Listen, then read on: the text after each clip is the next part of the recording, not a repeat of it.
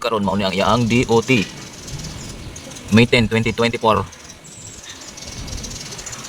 Gitaod siya og May 10, 2024. Ano po kaya ibig sabihin ng DOT?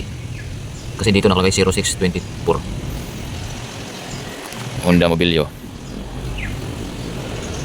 Yan ang sukat ng gulong ng Honda Mobilio. 185/65 R15. Sa mga nagtatanong kung ano po ang sukat ng gulong ng Mobilio, Honda Mobilio, ito po yun. 185/65 R15. Karon guys, mao na ni ang bago na ligid na para ipuli dito sa karaan. Karon may 10 ta karon. Ug ang DOT mao ni siya. Dito sa loob 2024. Ano mo na yan ang buwatan. Buwatan sa tire changer. Yan, nagkaroon ng patong dayon. Yan, muna na yung pagpalitan. Muna yung mga pinagpalitan ng gulong dito guys. Hindi ba makapalpat na na nagbabase po sila sa date ng gulong kung ilang taon na silang nagagamit. Habang naghintay po tayo, dito tayo sa upuan. May ventilador po sila dito.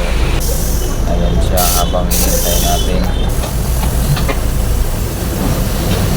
Ayan. Paikot lang po siya gamit ang machine. Ayan po, tanggal na po yung isang piraso. At ngayon po ay kinuha na po ang bago at pinapahiran po ng mayroong pampadulas.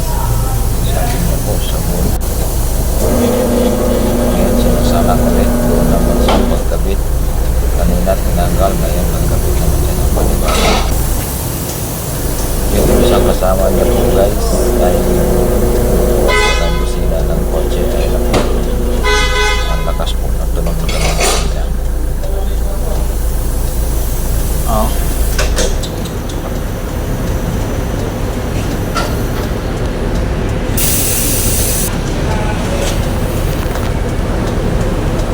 Ngayon nilalagyan na po ng hangin at chinik-chinik po ng guard. Ito lang po ang kuya guard.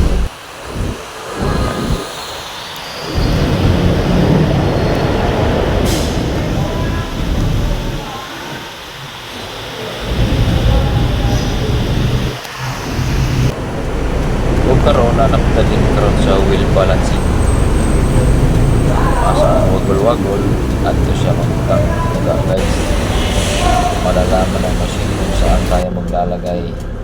At ito nga na nga yung total natin na bill.